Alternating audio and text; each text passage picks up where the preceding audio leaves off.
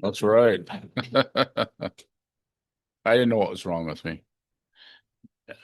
Knew there was something wrong with me, uh, in my head, my heart.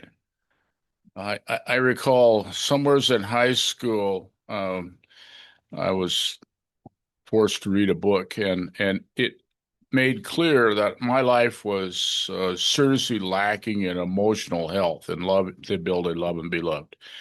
And I had no idea why or where that was coming from, but I recognized there was something wrong with me. And so I started, I was a reader. I hid out in books. I wasn't very social in school. And so I was a bookworm. It was my safe haven.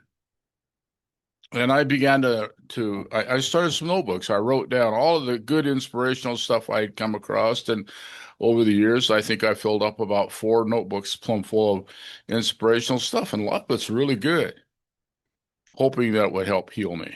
And I didn't feel what was wrong with me. It didn't. I got a self-help library. Didn't help me much. When I came to Missoula, I was a very angry person. Wasn't angry at anybody in particular. I just was angry at life. And I was frightened that I might hurt people. About that time, some guy down in Austin, Texas had come back from Vietnam, got a rifle, and killed a lot of people, and made good sense of me. And I said, that's crazy. And I read that they had hired a shrink at the university and said maybe I need to see him. So I got, and when you walk into when you walk into a mental health place and they say why you're here, you say I got a gun and I'm gonna kill a lot of people. They take you right in. And they watched me really, really close. I got 5 hours of therapy every week for 4 years. Fact is, it cost them money to keep me in college. But it was the first time I had somebody that I could talk to about life and what was going on. And it did seem to help release some of that pressure. And when I was in college, I was broke. My dad, I think he had a drinking problem, and he informed me that if I wanted to go to college, that was my problem, not his. I think he needed drinking money. And anyway, so I was broke. I didn't do much drinking in college, but looking back, I now see that every time I drank, I had the symptoms of alcoholism. The symptom I had was I always wanted more, and I frequently blacked out in telling, and then I had no idea how I ever got home. So I had the symptoms of alcoholism, but the sad part is all that counseling I got. I think I saw half a dozen therapists. Not one of them asked me about my drinking or my family's history of alcoholism, because I now believe that that was the root of my problems. My attitude, the after I saw the shrink for a while, I asked him one day what the diagnosis was, and he told me I had a bad case of ocular rectosis. And I said, Doc, I'm not familiar with that diagnosis. Can you explain it? And he said, yeah, you got a shitty outlook on life because your head's up your ass. Hmm. Probably accurate.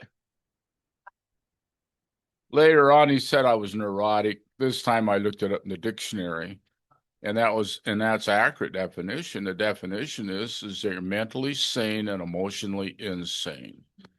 And that was me. When I graduated from college, I had a lot of money. I was traveling, living on the road. I worked for the railroad as an extra board station agent. So I was all over Montana in little itty bitty towns where basically the bar is the post office and the restaurant and the gas station and the hardware store and everything else. And so I started having a drink with my meal. And in about a year and a half, I went from having a beer. My last drunk was a half a gallon of whiskey straight up. I can inform you that the next morning I did not feel very good. In fact, I had a really hard time getting up off the floor where I had sort of found myself a bed to sleep. I guess I fell over. But at any rate, I crawled to the restroom and inspected the toilet like I was looking for serial numbers. I didn't. And I crawled back to where I was resting. And I think I said a prayer. I think I said, my God, I think I've got a drinking problem. It's the first time I had ever said that to myself. That thought had never crossed my mind before because you see, alcohol had become my solution. It was what fixed me when I was upset, when I was angry, when I was lonely, when I had a feeling.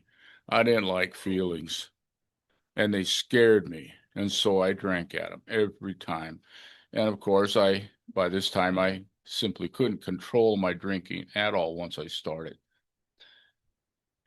However, what did happen is that uh, quite coincidentally, a couple days after that event, I happened to go by a store that was selling used paperbacks, like 3 or 4 for $1, and I grabbed a handful of them. And wouldn't you know it, one of the books I got was called The 13th American. It turned out it was a minister's story about his alcoholism and his finding Alcoholics Anonymous, which I had never heard of. And he explained that well, I thought there ain't no Alcoholics Anonymous in Three Forks, Montana. That's where I was at the moment at that time. Probably isn't any there today. But at any rate, I didn't know what to do. Well, it turned out that unbeknownst to me, the company I was working for was one of the very first companies in the United States to have an intervention program for its employees. And I inadvertently turned myself in. I was talking to my union steward, crying to him, I should say, about drinking too much because I was lonesome and moving and all that good horse shit. And he had been trained to watch for guys like me, and by God, he turned me into the alcohol police. Now, the railroad they've got a driver's manual. They call it a rules book, and it's all the rules for running a railroad. And they got some general rules in the front, which apply to everybody. I don't remember most of them. I do remember Rule G, however. Rule G said that if you're drinking or on the job or come to work drunk or drinking when you're going to be going to work, they can fire you on the spot. They did. This guy called me up, asked me a few questions, told me that I was no longer welcome there, that they could do without my services. Well, he didn't phrase it quite like that. He asked me if I liked working for the company, and I said I did. And he said, good, because I'm going to call your boss and tell him you're not coming to work anymore. However, if you get on the train and show up in St. Paul next Wednesday, we'll put you in treatment center, and then we'll reconsider when you get out of there. Somehow it seemed like a good idea to me. And so I went to St. Paul, went to treatment, found out what was wrong with me. I found out I had a disease called alcoholism, which was really good news for me because you see, I wasn't a moral leper because I had gone to church thinking I was a bad guy. I thought maybe I was insane, and so that's why I got the psychiatric help I got. uh, it was clear that I couldn't seem to control this myself. And so when I was dried out and introduced to Alcoholics Anonymous, I was grateful and I was willing to do it because I had already tried everything I could think of. And by that point in time, I was considering suicide because it looked like it was a quick way to end everything. Uh, I quit the railroad shortly thereafter because they couldn't help me find a stable job. I didn't think I could live on the road for another 5 or 10 years. So I quit and come back to Missoula because I decided I'd go back to college and get another degree. But I also, that was the secondary motive. My primary motive was I wanted to learn how to live sober. And I knew I needed a stable environment where I could do that. And it seemed like Missoula was as good as any place I could think of. And so my first couple of years here were in the Missoula group. Sometimes I wish there was a recording of me coming in. Other times I'm grateful there isn't. I think I was kind of a pain. Uh, I was scared of other people, and I was probably really prickly. Because I was scared. I want to keep you at a distance. I didn't trust people, and it took a while for me to warm up. What did help me a lot, however, at that time, the people from the Missoula group would go down to nearby coffee shop, and they'd meet after the meeting, and that was really helpful for me because it allowed me to start talking to people one-on-one. I wasn't so scared I couldn't do that. I just couldn't do it in the meeting. When I did say something in the meeting, I'm sure it was, well, I'm going to put it nice, newcomer babble. You know, I didn't know what I was talking about. You know, not hardly anybody knows what they're talking about. When here, if I knew how to stay sober, I wouldn't be here. You know, but the guys down there, and by the way, demographically, it was mostly older men. I, at that point, was 26 years old, and I was at least 10 years younger than anybody else in AA in Missoula. I was the kid on the block, but they treated me nice. I didn't feel put down because I was younger. It was mostly older guys, and I guess they kind of became my father figures. They instructed me and helped me learn how to live sober. Um, I eventually got a sponsor. Remember, I'm scared of people now, and it took him about a year to spend a lot of time with me. Fortunately, this guy he was disabled and had extra time, and so he spent a lot of time with me, and I finally had an aha experience. It was around Christmas, I remember, and I suddenly realized this man loves me. He would never do anything to hurt me. That's the first time I could say that about another human being. I couldn't say that about my family. I didn't trust them. I had a dog once that I knew loved me, but that's not the same as being cared for and loved by another human being. And for me, that was a turning point in my sobriety, because you see, up to that point, I'd been a yes man. Yep, yep, I'll do it. I read the stuff out of the book. I didn't believe it. I wasn't willing or able to actually do the activities required for me to get sober, such as being honest with another person about who I was, and then trying to figure out how to fix it. And once I felt comfortable with this fellow that was my first sponsor, his name was Lil L. Lil L, because there was a big guy called Big L too. Anyway, that really helped me because we read through the big book together and we did it as it laid it out. And my life began to transform. Now, Al had done some stuff to keep me in the program before I got into recovery. He got me busy doing stuff. He assigned me tasks, like stand at the door and say hi to people. I knew everybody by their shoes. I had a really hard time looking people in the face, and that helped get to know people. There was dishes to do and coffee to pour and floors to sweep and all that stuff, and he put me to work doing that too. Because you see, what I discovered is by doing stuff in the program, I moved from being a guest at the program to being a member of the program. It kept me here. Uh, anyways, and I was really intrigued by this service thing, but because see, I got here and I thought I was a evil person that had absolutely no value to humanity, that I'd be better off gone than sticking around.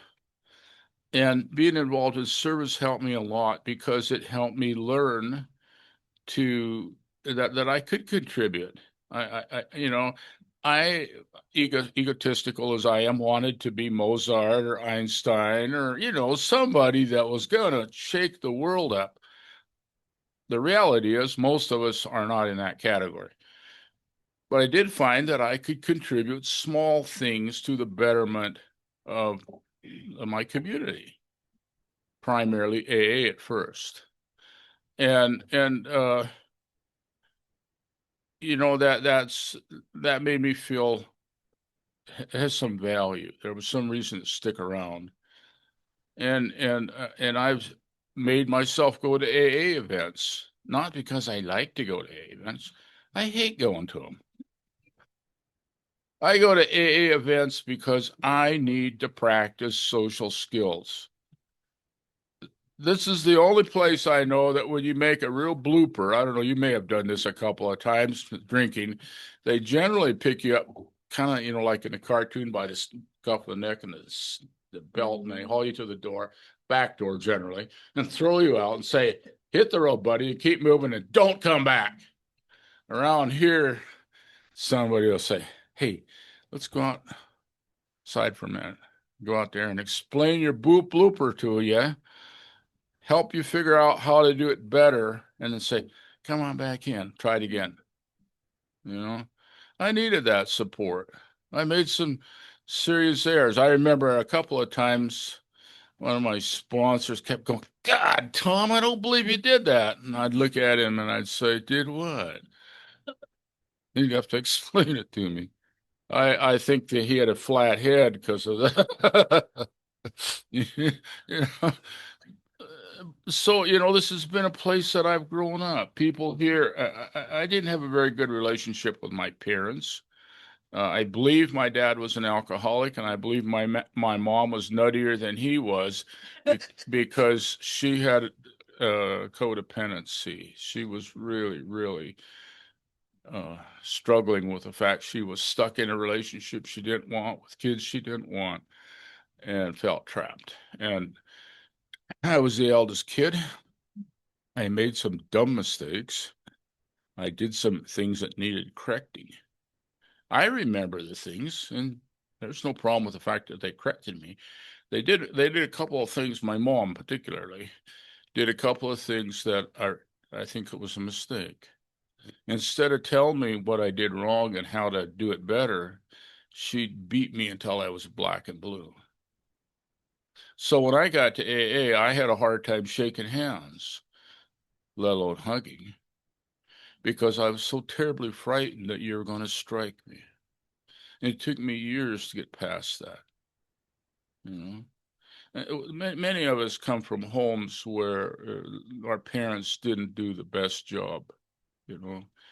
I know that because of that, when I came in here, I had a great deal of anger towards my parents. I thought that they were malicious, that they had deliberately hurt me. And as I got into recovery, I began to realize my parents were very, very sick human beings. And I was able, I don't like what they did, and I'm still struggling with some of the after effects, but I was able to forgive them. And that really helped me move ahead in life with other people as well.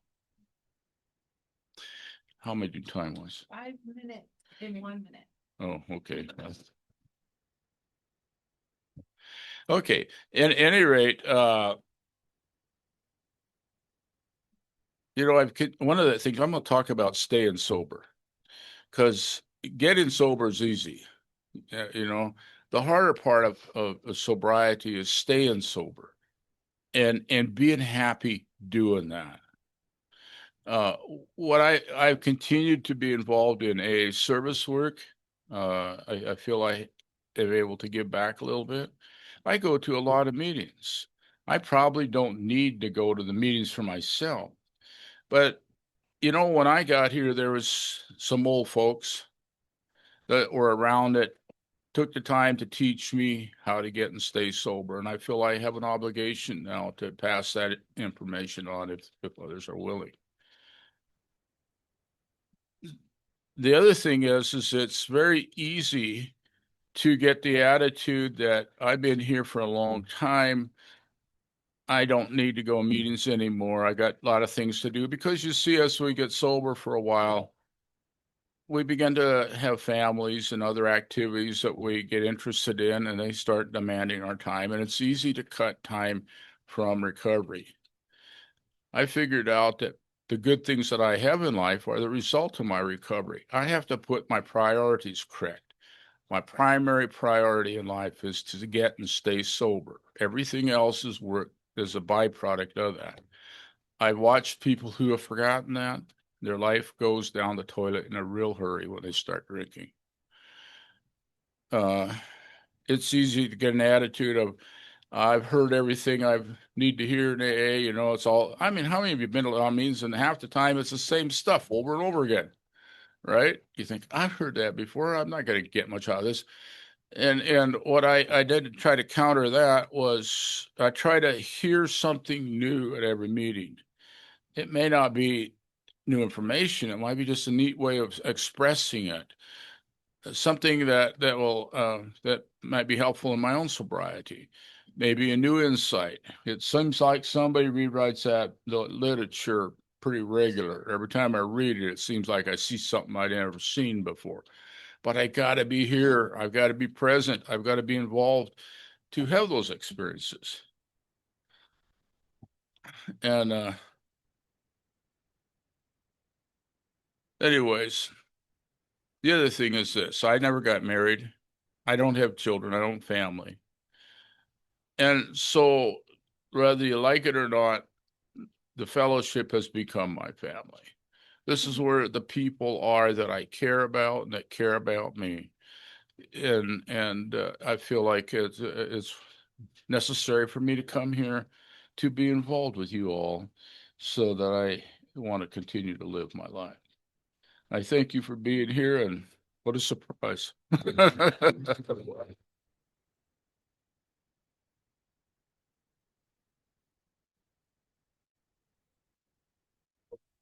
We get a hug in there. Oh, okay.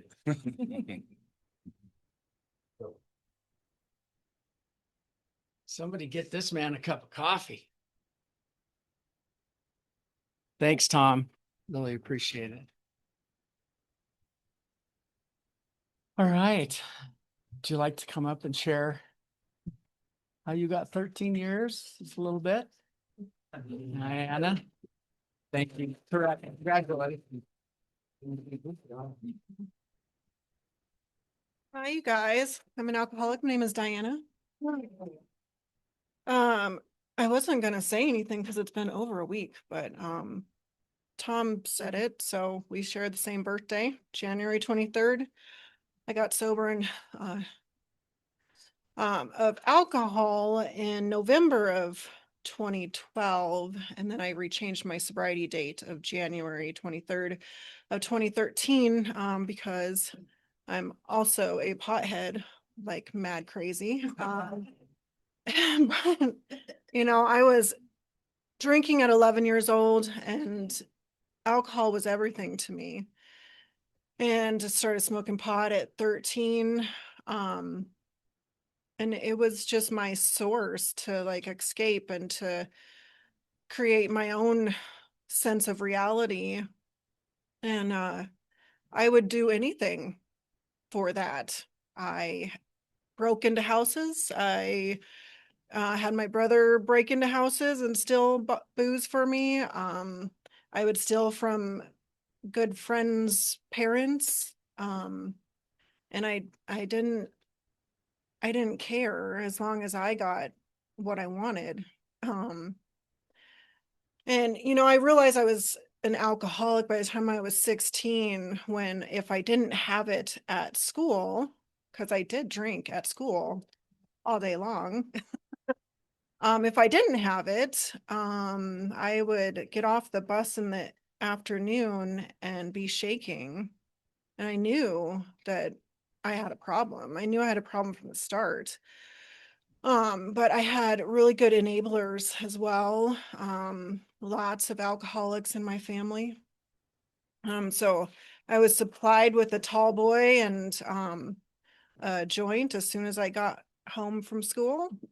And but I maintained my grades, even though like I went to 4 different high schools and 12 different elementary schools. I still always had A's and B's. And I don't know how I did it, but I wanted to at least make it look like I had my things together, my life together. I had to have some kind of control over my life because my life too was really chaotic and destructive growing up. And that's why I feel like I turned to alcohol and drugs. Um, so let's see. So alcohol was everything to me. And when I met my husband at 17, he was 21. And so like that, I thought that was my ticket, you know. That was my ticket for having my booze and you know, having the life that I wanted to have. But I also wanted to be a better mom than my mother. So I thought that if I could be the wife that she never was and the mom that she never was, that I would be okay, you know. And I tried to keep my life together like hardcore, like you know, I had the house and the husband, the 2 dogs, the 2 cats, the 2 kids.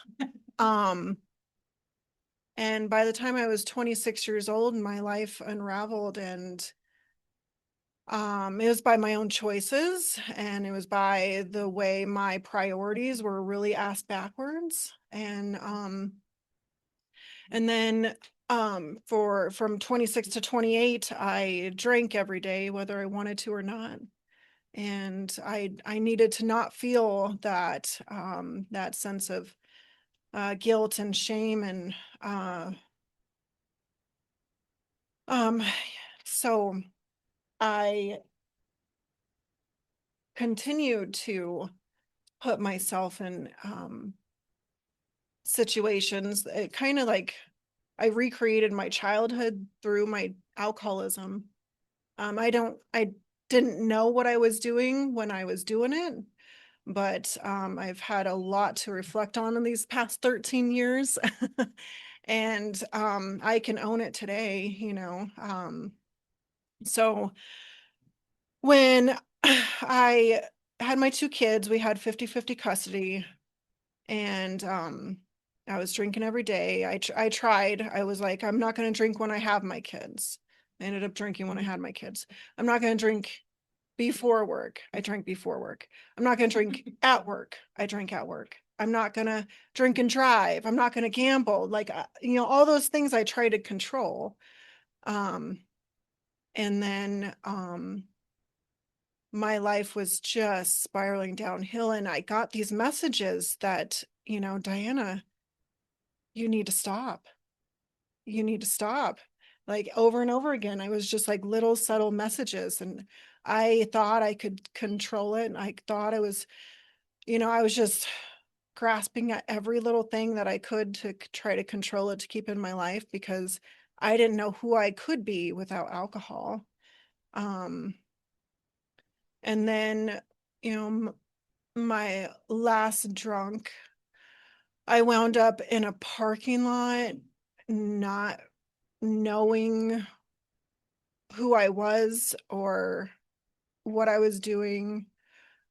I couldn't answer any questions. And then an ambulance took me to St. Pat's ER, and I came to at 1 o'clock in the morning, and I knew that my drinking got me there. And, you know, so I'm just keeping all of that really, really short and brief, because I do want to talk about more recovery for sure. So I determined that I was not going to drink again. And that to me was like a really scary choice to make. But I did. I'm like, I'm not going to drink again. And I got my kids. I tried to, you know, go to work. I tried to act like everything was okay. I was throwing my hands up at work and saying "fuck you" to the customers. And and by that end of that week, I woke up and my kids were needing me, and I don't know, they probably just wanted breakfast or something, you know. And I couldn't do it. I thought I was going to kill myself and my 2 kids that morning. And by those series of events that happened to me, like I wound up in a relationship that was very toxic, but that person's son's mom was in recovery. And that was the only person I knew that was in recovery. I didn't think there was anyone in my family that was in recovery. I didn't know about recovery at all. But I called that woman and I said, I'm really scared. I don't know what to do. I think I'm going to kill myself and my two kids. And they were 2 and 4 at the time. And she said, bring them over to me and go to the high noon group. It was a Saturday. And I went to the MCT building. I crawled up those stairs. It was 3 flights to the top, and it was the first door on the left. And I was like, what am I doing here? So again, I just tried to act like I knew what I was doing, and had my shit put together. And I was looking through the pamphlets and yada yada. And then I sat down, and throughout the meeting, I remember the chairperson saying, when I looked at myself in the mirror, I hated who I was. And I realized that that was me. And I heard, I drink no matter if I want to or not. And that was me. I heard, you don't have to drink again if you don't want to. And then eventually I heard, you don't have to drink again even if you do want to. They told me to get a sponsor and to take the Alcoholics Anonymous book home and to read it. And I was so overwhelmed, I didn't know again what to do. But I took the book home and I was reading it that night, and I was just like, oh my God, this is me. This is me to a T. This is how I drank. And I knew that I just knew that the gig was up. I knew that I couldn't go on the way I was. I knew I had nothing left to grab a hold of, and that if I wanted to live, then I needed to get help. And so I kept on coming back, and I didn't want a sponsor. I thought I could do the 12 steps all by myself. And so, I was doing it. Had a notebook and I was writing things out, and I just but then one day Phil was chairing a meeting in the high noon group, and I was sitting in the back of the room, and he's like, what about you in that green sweater? And that was the first time I shared. I shared for 30 seconds, and I probably just sounded like garbage. And but that was my ticket into Alcoholics Anonymous, because a woman heard her crazy in me. And she hounded me after the meeting. You want to have some coffee? I'm like, oh God, what the hell? I don't know about this. Maybe next time. And then she kept on coming at me like a few days, and like, oh my God, okay. So I did. I went and sat with her, and all she did was just tell me her story and what alcoholism looked like for her and what recovery looks like for her. And that's what kept me coming back. And she asked me if I wanted to work the steps with her. And I said, sure. I've already started, I think I'm good though, but I'll try it. And I mean, little did I know that the 12 steps of Alcoholics Anonymous was going to change my life, because I got to see myself like up front and close and personal. So I wrote out my first step, and I saw the crazy in it. I saw the way I was drinking and how once I took that first drink, all bets were off. And that I thought like my like love for alcohol was, oh, like I wanted to have oblivion. I wanted to be like that intoxicated that I couldn't keep myself upright. And I was puking on everyone. You know, I thought that's what I wanted. And what I really wanted was that escape from my reality, to not feel the feelings, and you know, just to try to um just try to be myself. But because I that's what my identity was drinking, and that was it. um and so I realized when I went through the second and and third step was that my life was completely insane, and the way I was drinking was completely insane.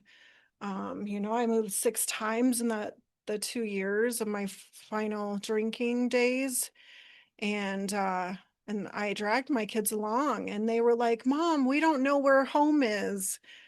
And I'm like, "Don't worry. Like, it's just wherever I am, you know, it's okay." And it's just seeing that for the first time without anything that drowned that was really eye-opening, because um wow, you know, because that's what my choices were doing. And that's what I was doing to my kids, you know, they had a whirlwind, you know, divorced parents, like parents that had bitterness and resentment and unforgiveness at each other, and they were just little tiny souls, you know. And yeah, and then so turning my will and my life over to care of Alcoholics Anonymous was my, you know, what solidified that, yes, I too, I am this, and I need to continue moving through the steps in order to heal. Um, and so owning that part of me, and seeing the causes and conditions of why I drink, and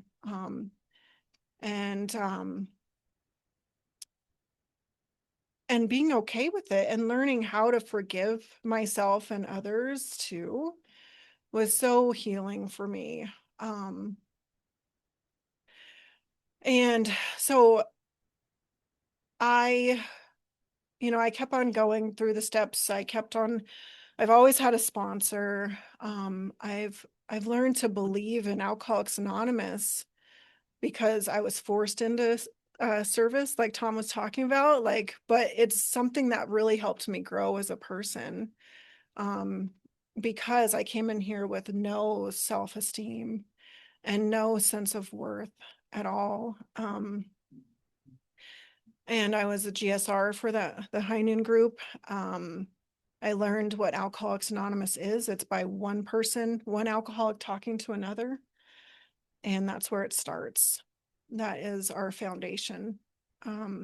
So when I get to move through the steps with another person, it is so healing and beautiful to witness their journeys too, you know.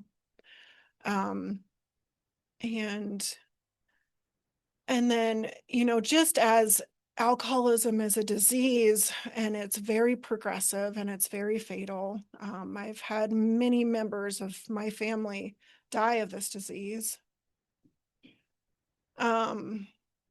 Recovery is so progressive and so wonderful and so beautiful. And I mean, the life that I was living because I needed to escape and I needed to not feel my feelings, I did a lot of things that I regretted. But in recovery, because of the service that I've done and the commitments that I made, to show up and to be of service and to have my hand out, I don't regret anything I've done in this last 13 years of sobriety. You know, you guys have raised me as I was raising my kids. They're now 19 and 17. My son is in college and my daughter's on her way to college.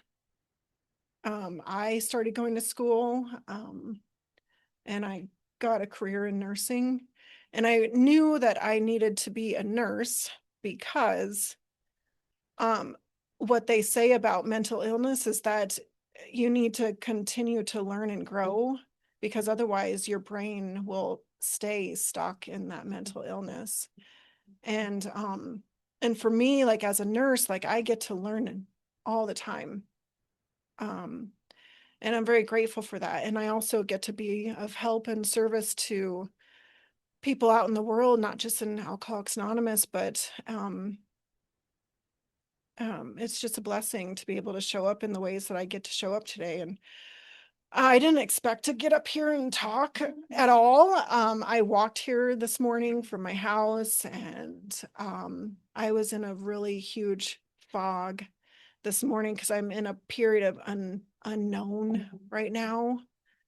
And I don't like that feeling of being like not knowing where my next step is, or like, how to move forward. But I've been here like many times in my recovery, and the step work I've done, and the guidance that the textbook of Alcoholics Anonymous gives us is that we get a faith that is unshakable, and that we get to meet any condition. And so I feel like I'm okay, no matter if I'm not okay, or if I feel like I'm in that fear, because I get to choose to have faith.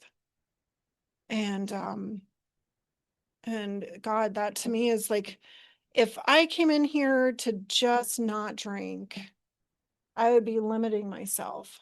I get so much more from just being a sober member of Alcoholics Anonymous. I get to live life and grow as a person, and to, right my wrongs, and to have forgiveness, and to have healing, and to have hope. And I cannot speak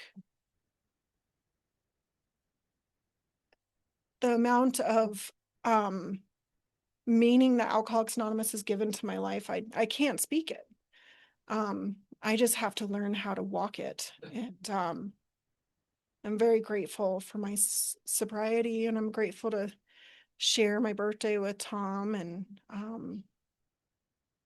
I'm honored for knowing that the people that went before me, to have them, because you guys have been my support all this time. And I'm honored for the people that I get to work with, and I'm honored for the people that have come behind me, and I get to walk or see their walk. It's a big deal. This has saved my life. It's given me a life, and I'm very, very proud of who I am today. And that's all I have.